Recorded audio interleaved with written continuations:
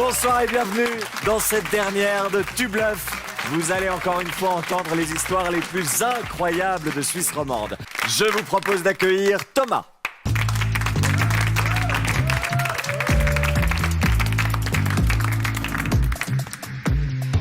Thomas, on vous écoute. Bonsoir à tous. Alors, moi, mon anecdote s'est passée il y a 2 ans. J'avais 17 ans et pour mes études, je vais choisir un sujet de travail de maturité. Je suis un grand passionné par les Lego et j'ai décidé de faire ce travail autour des Lego. J'ai eu vent que le CERN cherchait à faire une maquette de leur nouveau bâtiment. Alors du coup, je leur ai écrit un mail. J'ai obtenu un rendez-vous au CERN. Et là, ils m'ont expliqué ce qu'ils pensaient de ce projet, qu'est-ce que je devrais faire. Ils m'ont donné aussi les plans des bâtiments.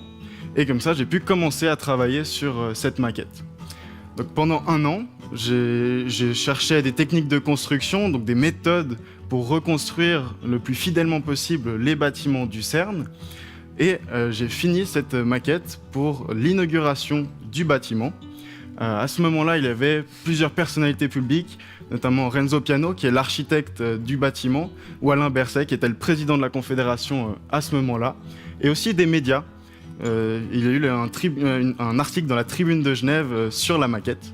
Donc la maquette, elle fait 75 cm par 1,50 m, elle est composée de 30 000 pièces.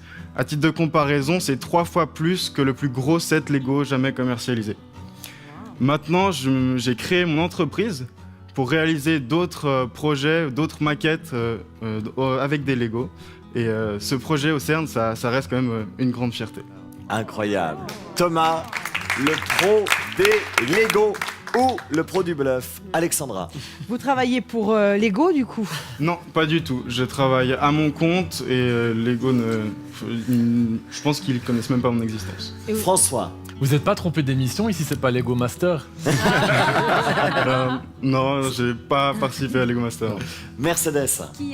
Qui a financé tous ces Lego? C'est le CERN. D'accord. Océane, s'il vous plaît. Vous êtes dans un club avec d'autres passionnés de Lego? Oui, je fais partie d'une association de fans de Lego sur Genève, ça s'appelle Geneva Brick. Et puis on organise des expositions ou des ateliers autour du Lego. Vénus, s'il vous plaît. Vous avez quel âge? J'ai 19 ans. Ok, et vous avez fait votre maturité il y a 2 ans, donc à 17 ans, vous avez sauté une classe? Non, j'ai terminé ma maturité l'année passée, donc en juin 2024, et j'avais juste 18 ans. Ok, et vous avez donc pas de formation post-gymnasiale et vous avez directement créé votre entreprise? Pour l'instant, non, mais je vais reprendre l'Uni l'année prochaine. Ok. Carole Riche, s'il vous plaît. Et on peut voir où cette maquette que vous avez faite? Alors, elle est exposée au CERN, donc sous une vitrine à l'entrée du bâtiment. Incroyable. Yann Lambiel. Vous faites des décors en Lego, parce que jamais pour le prochain spectacle, ça m'intéresse. Non, moi je ne fais pas ça. Nolan. Ça fait combien de temps qu'elle est à l'entrée du bâtiment? Depuis l'inauguration, elle n'a pas bougé. Et c'était quand ça? Le 7 octobre 2023. Guette. Pour les Lego, c'est une passion ou une vocation? C'est vraiment une passion depuis tout petit. C'est quoi la différence, Guette? Rappelez-nous. Ali, s'il vous plaît. À 17 ans donc, Ouais. ils vous ont donné les plans du bâtiment du CERN. Oui. À 17 ans. Ils avaient une super confiance en vous. Ouais, Faut justement. croire. Pourquoi vous? Maxime. Il y a un truc qui joue pas dans les calculs, et que j'aimerais comprendre. Non, ce que vous avez dit à 17 ans, vous avez commencé à faire ce projet, c'est juste.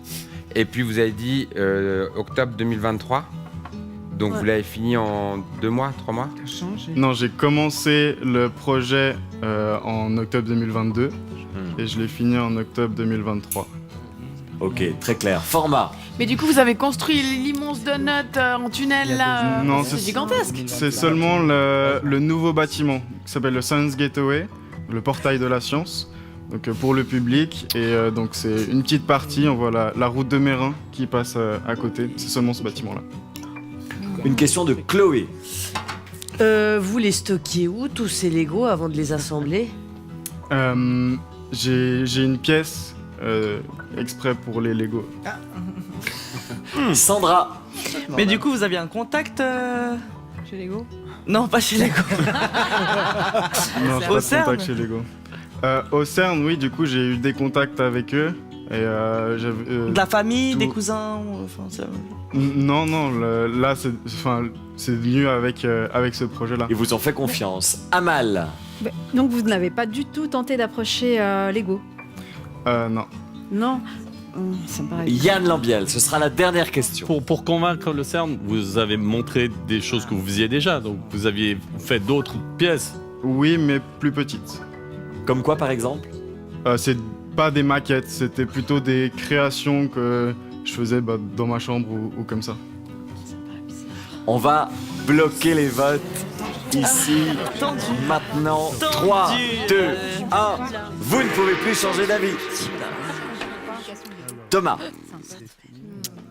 il y a 8 personnes qui pensent que vous bluffez. 17 pensent que vous nous avez raconté une histoire vraie. Thomas, est-ce que cette histoire est vraie ou est-ce que c'est une construction? Petit sourire. Elle est vraie. Elle est vraie. Et nous avons une vidéo qui le prouve de votre maquette Lego qui a fini au CERN. La voilà. Bien joué. Merci Thomas.